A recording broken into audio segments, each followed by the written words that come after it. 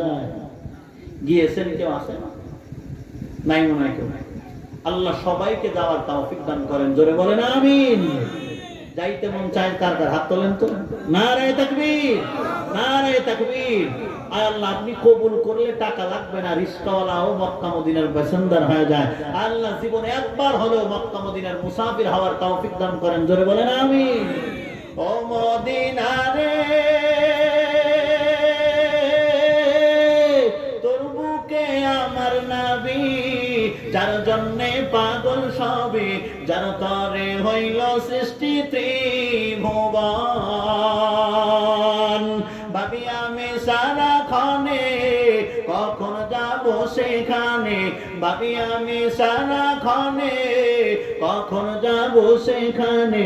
সহে না আর পরাণে, ও মদিনার মাটি রে, সকল সুখ বুঝি তোর কপালে। ও মদিনা রে, তোর কাছে গেলে আমি কত সুখী হতাম জানি, তোরে আমি বুঝাইব কেমনে। রওজা মুবারক যে নবীজিকে সালাম দিয়ে, রওজা মুবারক যে নবীজিকে সালাম দিয়ে, বলিতাম মনের বাসনা। ও মদিনার মাটি রে, সকল সুখ বুঝি তোর কপালে। যেতে মন চায়? আল্লাহ সবাই যাওয়ার তৌফিক দান করেন, জোরে বলুন আমিন। আল্লাহ বলেন, এক নাম্বার হলো বাইতুল্লাহ মানে আল্লাহর ঘর, দুই নাম্বার হলো কিতাবুল্লাহ, দুই নাম্বার কিতাবুল্লাহ মানে আল্লাহর কোরআন। এই কোরআনের সাথে সম্পর্ক যাদের ভালো, আল্লাহর সাথেও তাদের সম্পর্ক ভালো হয়ে যাবে। তিন নাম্বার হলো রাসূলুল্লাহ, তিন নাম্বার কি? রাসূলুল্লাহ মানে আল্লাহর রাসূল। রাসূলের সাথে সম্পর্ক যাদের ভালো, মালিকের সাথে সম্পর্ক ভালো হয়ে যাবে। ভাই হুজুর ঠিক আছে, দুইটা তো আমাদের মধ্যে আছে কিন্তু রাসূল নাই। রাসূল কি কোথায় পাবো? সম্পর্ক কেমন করে ভালো করব? আল্লাহ কয় পয়গম্বর উম্মতকে জানায় দেন। ইমাম কুরতুবী আলাইহির রাহমাহ বলেন, এ উম্মতের দল, দুনিয়ায় যদি নবী না পাও, হক্কানি উলামায়ে কেরামদেরকে যদি পাও, তাদের সাথে সম্পর্ক যদি ভালো হয়, তাহলে রাসূলের সাথে সম্পর্ক ভালো হয়ে যাবে। আর রাসূলের সাথে সম্পর্ক যদি ভালো হয়ে যায়, তাহলে আল্লাহর সাথেও সম্পর্ক ভালো হয়ে যাবে। তিন নাম্বার রাসূলুল্লাহ। চার নাম্বার জিনিসটা বলে আলোচনা দিতে টেনে দিব বোয়ালমারির মানুষ। চার নাম্বার জিনিস কি? আল্লাহ পয়গম্বর উম্মতকে বলে দেন, চার নাম্বার জিনিস হলো তোমার মা এবং তোমার বাবা। মা বাবার চেহারা দিকে তাকাইলে কেমন জানো? এ বান্দা, কেমন জানো আমার দিকেই তাকাইয়াছো? মা বাবার চেহারা দিকে যদি সুন্দর করে তাকায়া থাকতে পারো, আল্লাহর রাসূল বলেন প্রত্যেকটা পলকে পলকে এক একটা উমরার সওয়াব দেওয়া হয়। আরে নবীর উম্মতের দল, এজন্যই মা বাবা অনেক দামি এক সম্পদ। ওই মা বাবার সাথে বাজে আচরণ করিস না রে যুবক ভাইজান। অনুরোধ করে বলতেছি, হে যুবক, মা বাবার সাথে ভালো আচরণ করবা, সাবধান, কখনো ধমক দিয়ে কথা বলবা না। আল্লাহ কয় কেমন আচরণ করবি, আল্লাহ শেখায় দেয়। আল্লাহ বলেন ওয়াবিল ওয়ালিদাইনি ইহসানা। আল্লাহ বলেন ও সন্তান, মা বাবার সাথে তুমি ইহসান করবা। ইহসান কেমন ইহসান? কয় এখান থেকে বলমারির ভাড়া হলো 20 টাকা। 20 টাকা দেওয়ার নাম হলো ইনসাফ। 20 টাকার জায়গা ভ্যানওয়ালারে বললি, ভাই আমাকে আল্লাহ অর্থ দিয়েছে, তুমি এই বয়োবৃদ্ধ মুরব্বী 70-এর কোঠায় বয়স, এখন স্প্যান্ডেলে পা লাগাইলে তোমার কষ্ট হয় বুঝি। 20 টাকার জন্য এই আকালি বাড়া থেকে তুমি আমারে কোথায় নিয়ে চলে জ্বালিয়ে ডাঙ্গা থেকে তুমি আমারে কোথায় নিয়ে আসলে, অনেক কষ্ট হয়েছে, তোমার ঘাম পড়েছে, কষ্ট হয়েছে দেখেছি।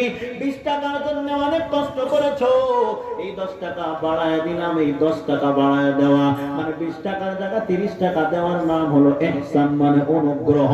20 টাকার ভাড়া 20 টাকাই দেওয়া মানে ইনসাফ, মানে এক ন্যায় বিচার। আর 20 টাকার জায়গা 30 টাকা দেওয়ার নাম হলো ইহসান, মানে অনুগ্রহ, দয়া। আর 20 টাকার ভাড়ায় 10 টাকা। টাকার গরম আর ক্ষমতার গরম অনেক মাস্তান আছে। দল যখন ক্ষমতায় থাকে তখন ভ্যানওয়ালার সাথেও জুলুম করে, কথা কোন ঠিক কি ঠিক না? নাইমে আটা দিয়ে চলে যায়। ভ্যানওয়ালা কবে ভাই আমি অনেক কষ্ট করে আনছি, তোর কাছে 10 টাকা কোনো টাকা না, কিন্তু আমার কাছে 10 টাকা 10,000-এর মতো। তুই সকালবেলা তোরে প্রথম নিয়ে আসলাম, আর তুই ভ্যানের থেকে ভালো নাইরে নাইমে চলে গেলি দোকান খোলার জন্য, আমার খবর নিলি না, টাকা দিয়ে যা, এই কথাটা বলবে কিন্তু সাহস করে বলে না, কারণ দল ক্ষমতায়। আর ওর সম্পর্কে ভালো জানি, যদি আজকে ওর থেকে টাকাটা জোর করে নেওয়ার চেষ্টা করি, বলবে 10 টাকার জন্য এমন আচরণ করলি, আগামীকাল থেকে আমার ক্ষমতার তো অভাব নাই, রোডে ভ্যান জানি দেখি না, নইলে ভ্যান হারাই ফেলবি, কথা কোন ঠিক কি ঠিক না? আরে নবীর উম্মতের দল 20 টাকার বেলা 10 টাকা দেওয়ার নাম হলো জুলুম। জুলুম জুলুম মানে অত্যাচার। আল্লাহ তার সন্তান মা বাবার সাথে জুলুম করা তো দূরের কথা, ইনসাফ করলেও হবে না। আল্লাহ কয় ওয়াবিল ওয়ালিদাইনি ইহসানা, মা বাবার সাথে ইহসান করবি। ইহসান কেমন ইহসান? ভাই মা বাবা যখন তোকে ইনকাম করে খাওয়াইছে, একা ইনকাম করছে, 5টা ভাই বোন করে বাইরে 2 জন 7 জন, এই এক ব্যান চালাইয়ে 7 জন রে চালাইছে। ওই সময় মা বাবা 2 বেলা খানা দিছে, 1 বেলা না খেয়ে টাকা লাগছে, ঠিক মতো দিতে পারে নাই। স্কুলের ফি 10 টাকা ফি দিছে, কিন্তু ভাড়া দিতে পারে নাই, কিন্তু ভালো কোনো খাবারের ব্যবস্থা, টিফিনের টাকা দিতে পারে নাই। আল্লাহ তার সন্তান পড়ালেখা কমপ্লিট করে টাকা কামাইতেছে, ভালো চাকরি করতেছিস, বিদেশে থাকতেছো, এখন টাকা পয়সার অভাব নাই, এখন তুই 2 বেলা দিলে হবে না, বাড়ায় দিবি, 3 বেলা তো খাবার দিবি, আসরের পরে চা কফির ব্যবস্থা করে দিবি।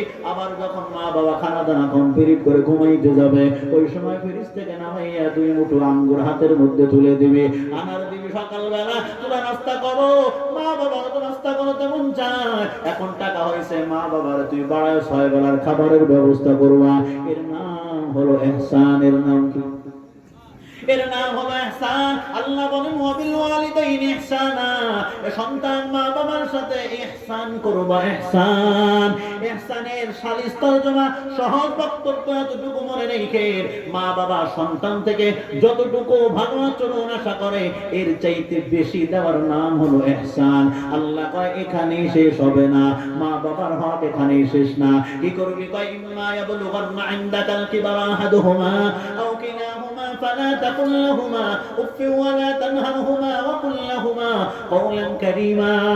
আল্লাহ কয় 1 নাম্বার হক ইহসান করবি। 2 নাম্বার হলো মা বাবা যখন 2 জন অথবা 2 জনের একজন বয়োবৃদ্ধ হয়ে যাবে, মুরব্বি হয়ে যাবে, তখন তাদের সামনে বাজে আচরণ করবি না। যেই কথার কারণে, যে আচরণের কারণে মা বাবা কষ্ট পেয়ে বলবে উফ। 1 নাম্বার ব্যাখ্যা। 2 নাম্বার ব্যাখ্যা হলো মা বাবার কোনো কথা আর মা বাবার কোনো কাজে মা বাবার সামনে উফ শব্দ ব্যবহার করবা না।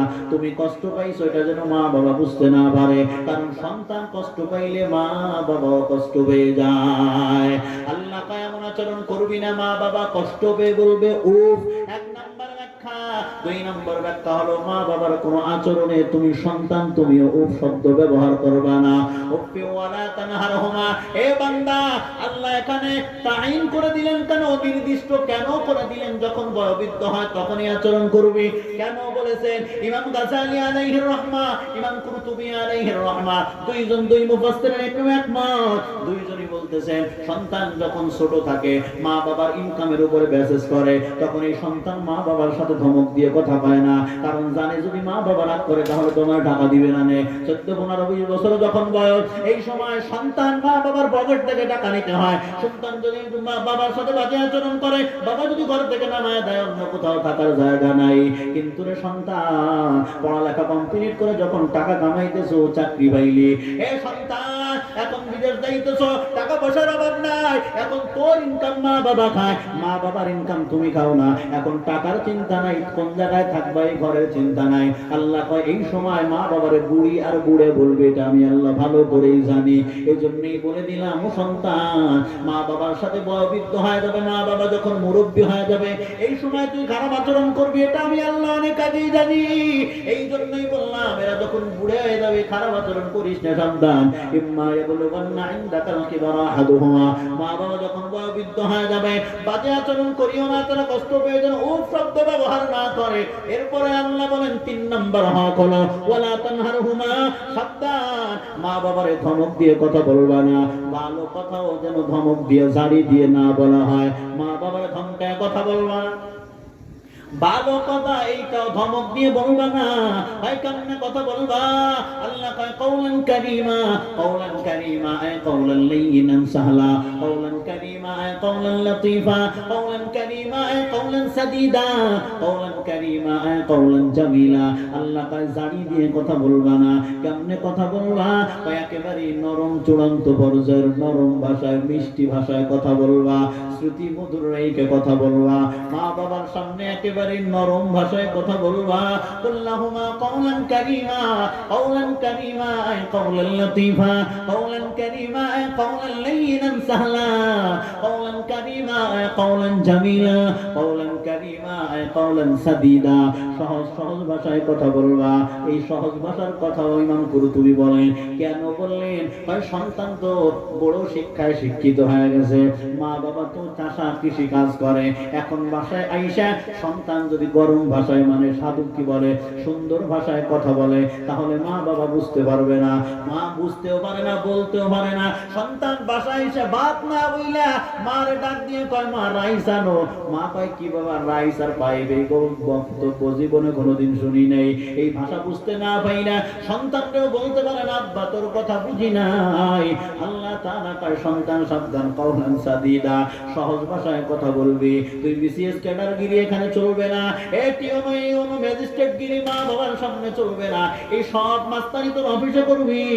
মা বাবার সামনে মা বাবা যেমন চাষা মানুষ, তুইও তার চাইতে ডাউন একেবারে নিচে থাকবি, চাষার চাইতেও ডাউন ভাষায় কথা বলবি, যেন মা বাবা সুন্দর করে বুঝতে পারে। এজন্যই আল্লাহ বলেন কওলান কারীমা আয় কওলান লতীফা, কওলান কারীমা আয় কওলান সাদীদা, কওলান কারীমা কওলান লাইয়িনান সাহলা, কওলান কারীমা আয় কওলান জামিলা। সুন্দর সুন্দর চূড়ান্ত পর্যায়ের সুন্দর ভাষায় কথা বলবা, সহজ বাংলায় কথা বলবা। বড় উচ্চাঙ্গের বাংলায় কথা বললে মা বাবা বুঝবে না, না বুঝতে পারলে কষ্ট পাবে। এতটুকু কষ্ট যেন মা বাবা না পায়। আল্লাহ কয় এখানেই শেষ না, পরবর্তী তোর দায়িত্ব হলো ওয়াকফিল্লাহুমা জানাহাজ যুল্লি মিনার রাহমা। এ সন্তান মা বাবার সামনে বিনয়ের ডানা, বিনয়ের পাখা, বিনয়ের বাজু মা বাবার সামনে একেবারে বিছিয়ে দাও, বিছিয়ে দাও। কথা হলো পাখির তো ডানা থাকে, মানুষের কোনো ডানা নাই। আল্লাহ তাহলে এখানে ডানার কথা কেন বললেন? ইমাম কুরতুবী আলাইহির রাহমা বলতেছেন, ইমাম ইবনে তাইমিয়া বলেন পাখির সব শক্তি থাকে ডানায়। এই পাখি যখন তার ডানা ছেড়ে দেয় তখন এই পাখির আর কোনো শক্তি থাকে না। আল্লাহ কারো সন্তান তোর ক্ষমতার গরম, টাকার গরম, চাকরির গরম, কত কিছুর প্রতিপত্তির গরম, শিক্ষার গরম আছে, এই সব গরমের ডানা মা বাবার সামনে বিছায় দিবে। পাখি ডানা বিছায় দিলে যেমন পাখির আর কোনো শক্তি থাকে না, সন্তান তুই তোর ডানা বিছায় দিবি, তখন তোরও কোনো শক্তি থাকবে না। এমন নরম হয়ে যাবে, একেবারে চূড়ান্ত পর্যায়ের নরম। কেমন নরম? ইমাম কুরতুবী আলাইহির রাহমা বলেন মানুষ যখন মৃত্যুবরণ করে এই মানুষটার কোনো শক্তি থাকে না, নিজে নড়াচড়া করতে পারে না। ইমাম কুরতুবী আলাইহির রাহমা বলেন সন্তান মা বাবার সামনে একেবারে নরম হয়ে যাবে, মৃত লাশের মতো হয়ে যাবে।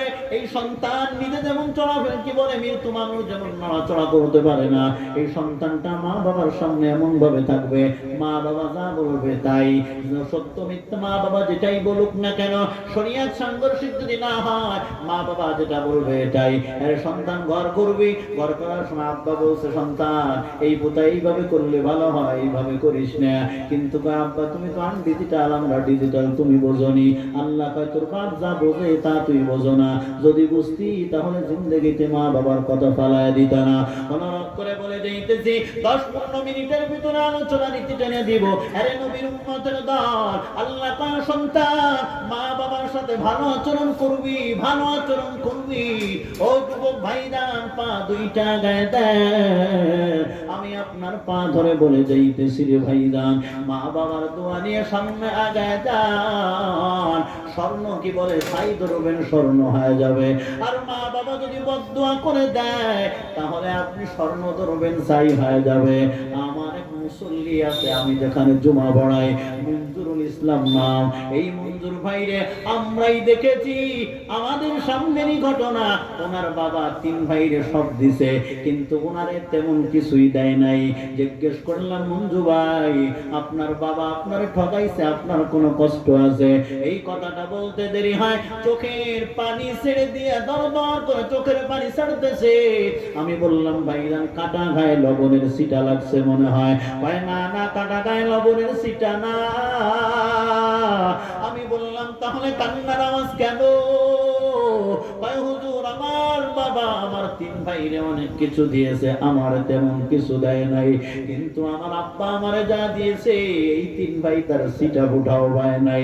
আমি বললাম, কি বলতে চান বলে? ভাই আমার আব্বা যখন 500 বেডে মৃত্যুর সাথে পাঞ্জার লড়তেছে মুমূর্ষ অবস্থায়, ওই সময় আমার 3 ভাই ছিল, আমি হলাম সবার বড়। 3 ভাইরে সবকিছু দিয়েছে, তারা সবাই সামনে হাজির, বোনেরাও সামনে ছিল। কিন্তু আমার মা আমার বাবা এদিক সেদিক ঘুরতেছে বলে জিজ্ঞেস করা হলো, কাউকে খোঁজেন নাকি?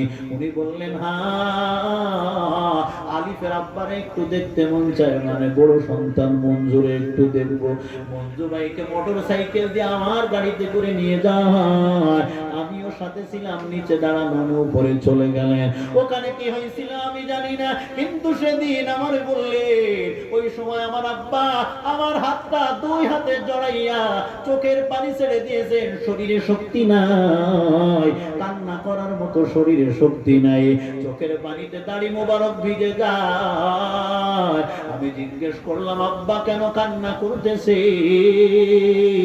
তখন আমার বাবা ডাক দিয়ে কয়, রে সন্তান, আমি আব্বা তোরে ফাঁকায় ফেলেছি, কোনো কারণে বুঝতে পারি নাই। তোর সাথে আমার একটু মনোমালিন্য ছিল, এই জন্যে তোর সঙ্গে কিছু দেই নেই রাগান্বিত হইয়া। কিন্তু তুই অন্য 3টারে মানুষ করেছিস, এরা এখন বড় চাকরি পাইছে, বড় ব্যবসা করছে।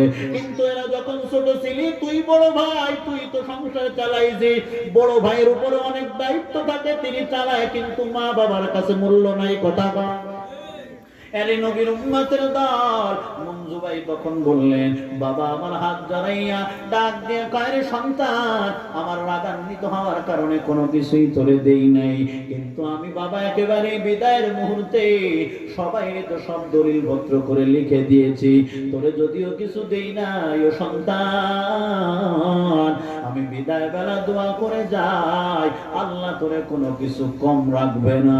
আরে নবীর উম্মতের দল, ওনার বাবা যখন মারা গেলেন 2-4 বছরের ভিতরে আঙ্গুল ফুলে যেমন কলা গাছ হয়ে যায়, এই মানুষটাও এখন কোটি টাকার মালিক। এখন ওনার সাথে আমি কথা বলতে সময় লাগে, দিয়ে দম্ব যেমন নিতে লাগে কতক্ষণ। আল্লাহ কয়, সন্তান মা বাবার সাথে ভালো আচরণ করবি, দোয়া নিয়ে আগাবি।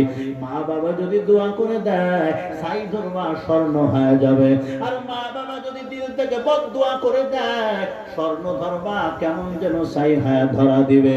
10 তলা বিল্ডিং এর মালিক, ওখান থেকে পড়তে 2 মাস সময় লাগবে না।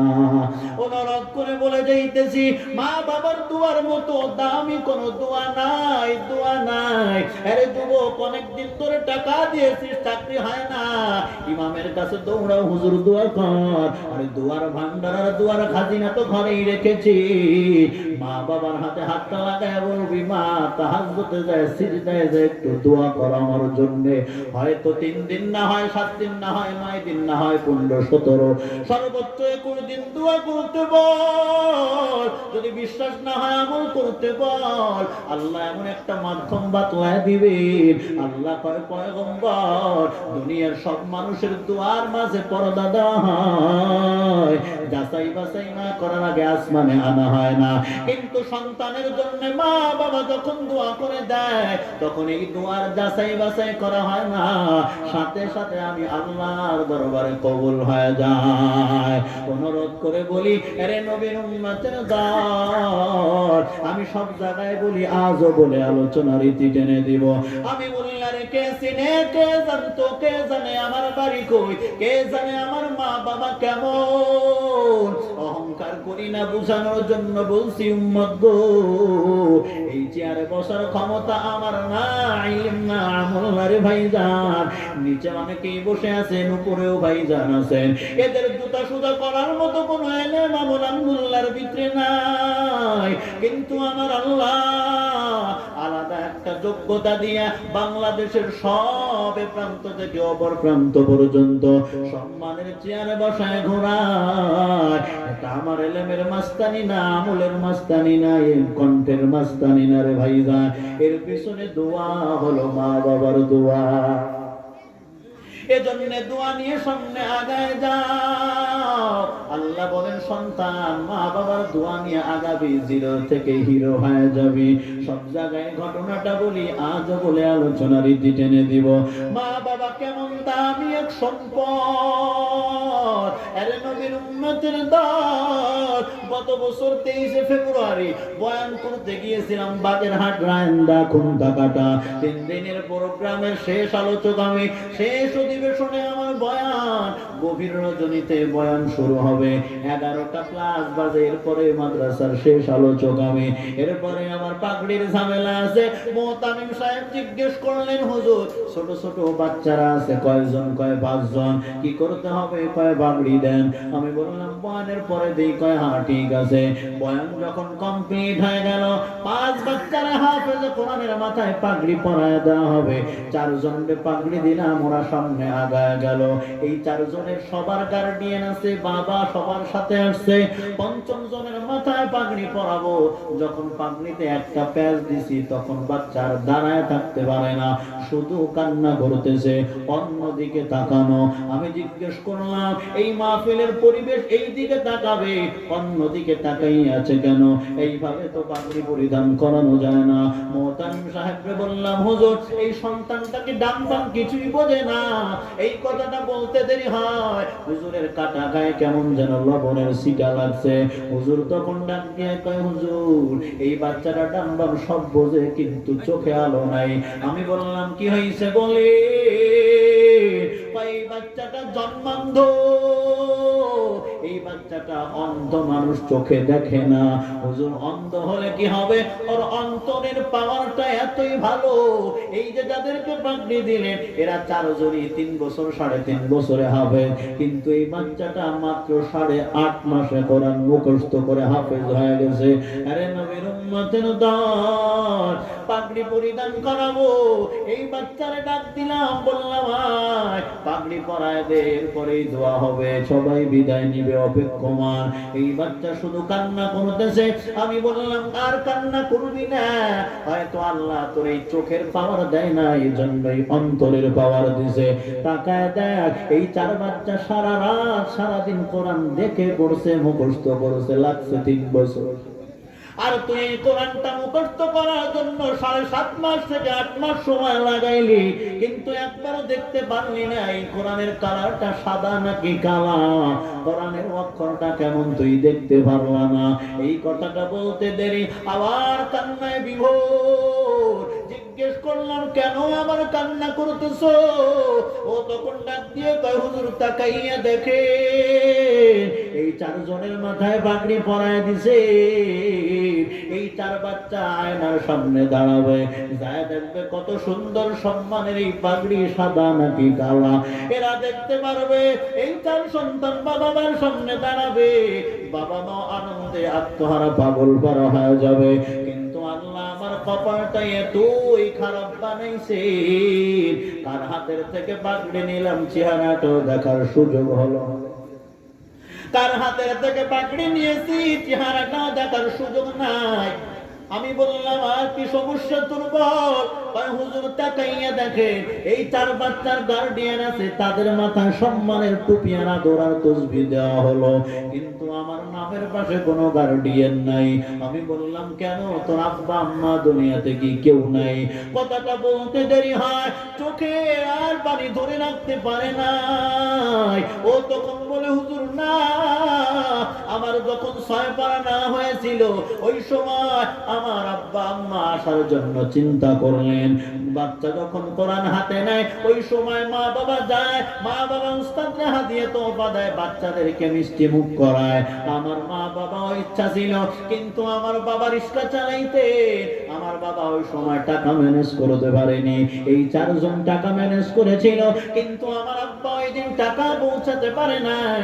এই জন্য এই 6 পারা যখন হয়, মাঝখানে 5-10 টাকা ইনকাম করিয়া এক জায়গায় করে আমার মা আমার বাবা একটা সিএনজি নিয়ে যশোরের জিকর গাছা আমার বাড়ি, এই জিকর গাছার থেকে সিএনজি যোগে বাগেরহাটে আনবে।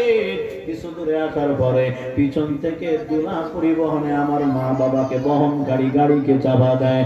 ওখানে আব্বা আম্মা একেবারে স্পট ডেড হয়ে যায়। আরে নবীর উম্মতের দল, বাচ্চা তখন নাক দিয়ে কয়, হুজুর আজ আমার মা নাই, আজ আমার বাবা নাই।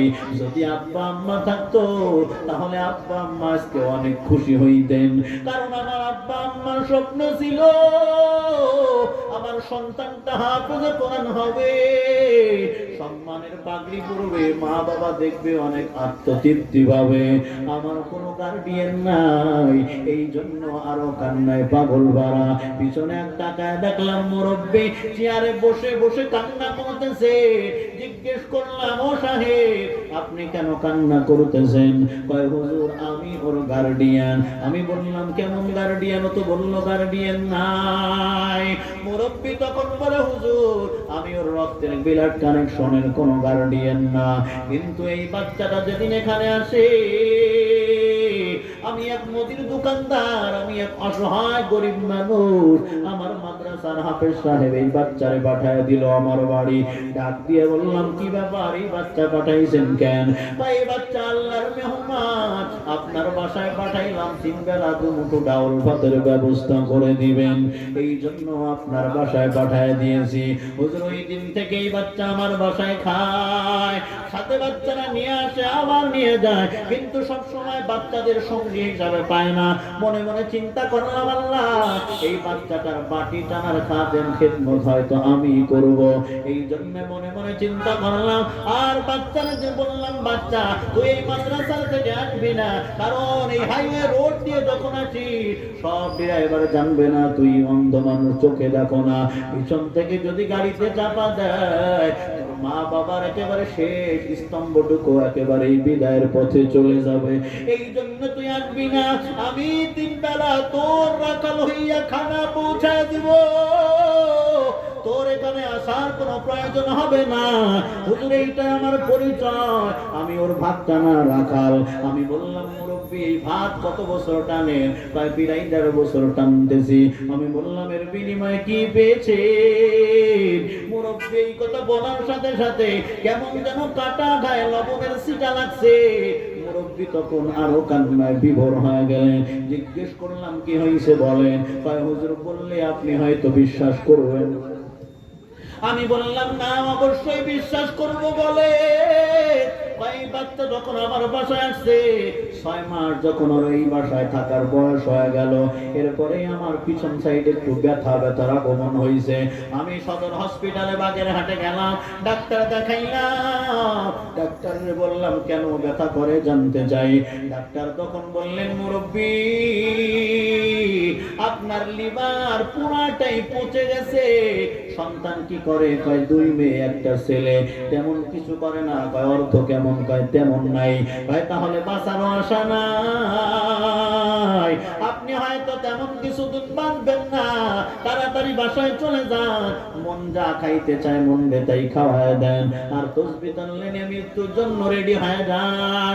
এই কথা শোনা মাত্র হুজুর আল্লাহর কসম করে বলতেছি, আমি বাসায় এসে কাউরে এই খবর জানাই নাই, আমি শুধু আল্লাহরে নিজে বলছি।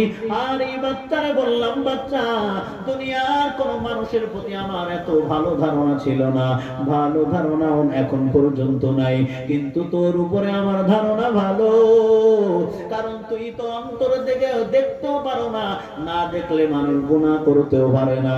বর্তমান সময় যে গুনাহগুলি হইতেছে অধিকাংশ 95% গুনাহ হইতেছে শুধুমাত্র এই চোখের লাইট দুইটার কারণে। কথা বলেন ঠিক কি ঠিক না?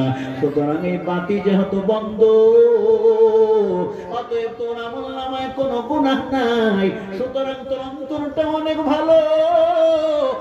অন্তরও ভালো, জিহ্বাও ভালো। তোর জিহ্বা নাপাক না, আমরা গুনাহ করে নাপাক করে ফেলেছি, কিন্তু তোর জবান নাপাক, তোর অন্তর নাপাক হয় নাই। তোর অন্তর পবিত্র, জবান পবিত্র।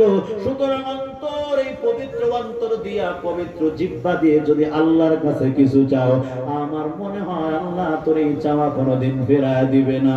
আমি জিজ্ঞেস করে বললাম, আরে বাচ্চা, আমি তোর ভাতের রাখাল, আর যদি 2-1 মাসের ভিতরে আমি মৃত্যুবরণ করে যাই, তাহলে তোর খানা কে টানবে?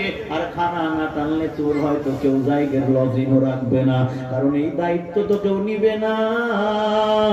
তুই একটু তোর আল্লাহরে বলিস, আমার জবান তো অপবিত্র, আমি বললে হয়তো আল্লাহ শুনবে না, কিন্তু তুই তোর মালিক নিয়ে একটু বলবি, আল্লাহ তুমি আমার ভাতের রাখালটারে দুনিয়ায় কিছুদিন বাঁচায় রাখো, যদি না বাঁচায় না রাখো তাহলে আমার খানাও হবে না, পড়ালেখাও এখানে শেষ হয়ে যাবে। এই কথাটা বলে দিয়েছিলাম। ডাক্তার আমাকে বলেছিল 2 মাস পর আবার আইসেন, কিছু ঔষধ লিখে দিব, এর ওসিলায় হয়তো 2-4 মাস বেশি বাঁচলেও বাঁচতে পারেন। আমি এই বাচ্চারে বললাম, শেষ রজনীতে, বাচ্চা যখন গভীর রজনীতে সবাই যখন ঘুমায় যায়, বাচ্চা তখন তাহাজ্জুদের সিজদায় গিয়ে ডাক দিয়ে কয়, রে মালিক, আয় আল্লাহ, আমার এই ভাতের রাখালটারে দুনিয়ায় বাঁচায় রাখো।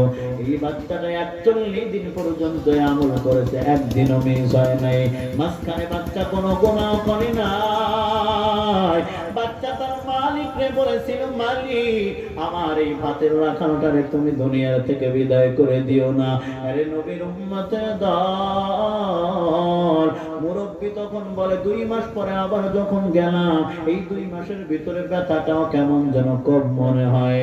2 মাস পরে ডাক্তারের কাছে গিয়েছি, ডাক দিয়ে বললাম, ডাক্তার কি হয়েছে বলে। ডাক্তার একটা টেস্ট আমাকে বারবার করাইলেন, বারবার করাইলেন, বারবার করাইলেন।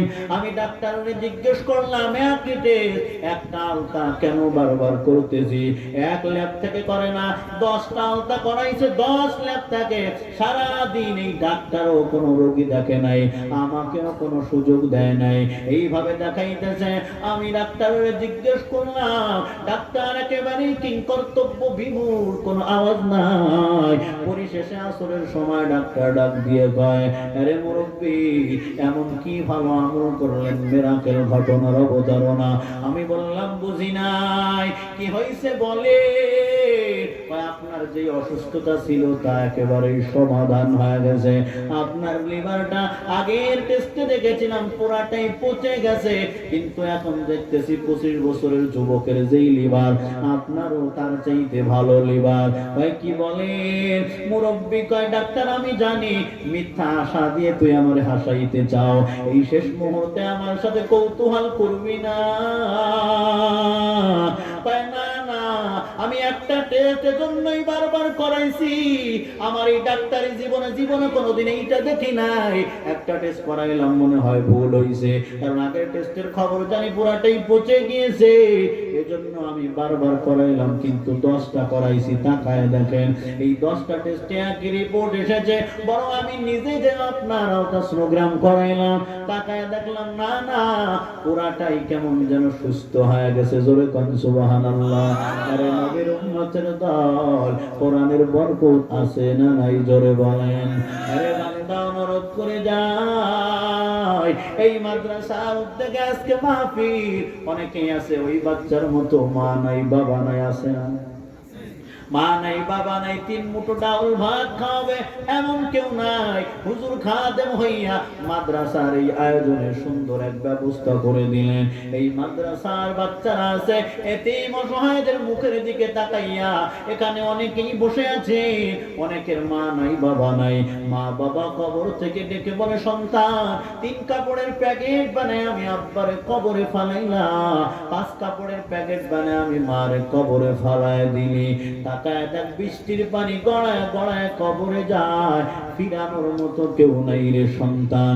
আরে নবীর উম্মতের দল, ওই মা বাবা কবর থেকে ভিক্ষার হাত তাকায় কয়, রে সন্তান, আমি আমি বাবা রেখে আসছি যে অর্থ সেগুলি ভোগ করতেছি। তাকাইয়া দেখ, তাকাইয়া দেখ, আমি মা আমি বাবা কবরে অনেক বড় বিপদে পড়ে আছি রে সন্তান। ওই মাদ্রাসার মাহফিলে গিয়েছো, ওই মাদ্রাসা অনেক এতিম মেয়েরা পড়াশোনা করে। রাসূল বলেছেন এতিমদের মাথায় হাত রেখে যদি কেউ দোয়া করে দেয়, রাসূল বলেন ওই বাচ্চার মাথায় যতগুলি চুল আছে আল্লাহ তত সওয়াব দিয়ে দেয়। আরে নবীর উম্মতের দল, মা বাবা বলে ও সন্তান আমি মায়ের নামে বাবার নামে দানের হাতটা একটু বাড়ায় দিবি, আমি মা আমি বাবা তাহলে কবরে অনেক শান্তিতে থাকতে পারবো। আরে নবীর উম্মতের দল, এখানে অনেকেই বসে আছেন মা নাই বাবা নাই। মা যদি থাকতো 1 বছরে 10,000 টাকার ঔষধি লাগতো, বাবা যদি থাকতো 1 বছরে 5,000 টাকার ঔষধ লাগতো। ওই দিকে তাকাইয়া মা বাবার কবরে আযাব আল্লাহ মাফ করে দিবে, জান্নাতি পোশাক পরায় দিবেন, কবরে জান্নাতি বিছানা বিছায় দিবেন। একজন মানুষ ওই মা বাবার কথা স্মরণ করে, মা বাবার নামে একজন মানুষ একটু সবার সামনে আল্লাহ কারে কবুল করবেন, কার চেহারাটা আল্লাহর পছন্দ হয়েছে, কাকে আল্লাহ তার এই ঘরের জন্য কবুল করে নেবেন, এতিমদের সহায়তা করার জন্য আল্লাহ কাকে মনোনীত করেছেন আল্লাহই ভালো জানেন, আমরা কিন্তু কেউ জানি না। আল্লাহ তার চেহারাটাকে সর্বপ্রথম কবুল করবে, কাকে আল্লাহ কবুল করে নিয়েছে এটা আল্লাহই ভালো জানেন। আল্লাহ সর্বপ্রথম তার হাত দিয়ে দানের হাতটা বাড়ায় দেওয়ার সূচনা ঘোষণা করবেন, আল্লাহই ভালো জানেন। একজন মানুষ দাঁড়াইয়া, সর্বপ্রথম একজন মানুষ দাঁড়ায় বলেন হুজুর আমার মা নাই বাবা নাই, মা বাবার কথা স্মরণ করে মায়ের নামে 5,000 বাবার নামে 5,000 টাকা এই মাদ্রাসায় আমি এতিমদের জন্য দান করে গেলাম। সর্বপ্রথম কে আছেন? একজন মানুষ দাঁড়ায়, বিয়াদন বোঝে মন নিতে লাগে কতক্ষণ, নদীরে পার বাঙেও পার করে, এই তো নদীর খেলা, সকালবেলা ধনী রে তুই ফকির সন্ধ্যাবেলা। বাংলাদেশে সর্বপ্রথম বিমানে বর্ষাইজে বিয়ে করছে 2008 আমার দেশ পত্রিকার খবর। বাংলাদেশের সর্বপ্রথম বিমানে বর্ষাইজে বিয়ে করেছে যেই যুবক আর যুবতী, এই স্বামী স্ত্রী দুইজন এখন বাইতুল মুকাররমের উত্তর গেটে স্বর্ণের মার্কেটের সামনে ভিক্ষা করে। আরে নবীর উম্মতের দল সব পড়ে রবে, আমি আপনি চলে যাব, জোরে কোন ঠিক কি ঠিক না? এজন্য যদি অর্থ থাকে দাবি আছে, অর্থ নাই দাবি নাই, সব পড়ে রবে, আমি আপনি চলে যাব। এত আদরের সংসার, এত আদরের ঘর, এত আদরের স্ত্রী, এখন মারা যাবেন সব পালাইয়া। যদি বলা হয় এত আদরের স্বামী আপনার আজকে রাত্রে ঘরের ভিতরে থাকো, কয় না না আমার ভয় করতেছে, তাড়াতাড়ি নামায় দেন। কথা বলেন ঠিক কি ঠিক না? এজন্য এই দিকে তাকাইয়া চলে যেতেই হবে। একজন মানুষ সর্বপ্রথম একটু দাঁড়াইয়া বলেন হুজুর আমি 5,000 টাকা এই মাদ্রাসার জন্য দান করবো। একজন মানুষ দাঁড়ান তো ইনশাআল্লাহ। এবং নারায়ে তাকবীর, নারায়ে তাকবীর। সভাপতি সাহেব, জনাব সভাপতি সাহেব, আজকে মাহফিলের সভাপতি সাহেব জনাব মোহাম্মদ শফিকুল ইসলাম সবুজ সাহেব 10,000 টাকা, শফিকুল ইসলাম স্বপন সাহেব 10,000 টাকা, আল্লাহ দান কবুল করে নেন, ঈমান ও আমল নিয়ে বাঁচায় দেন, ঈমান ও আমল নিয়ে কবরে যাওয়ার তৌফিক দান করুন, জোরে বলুন আমিন।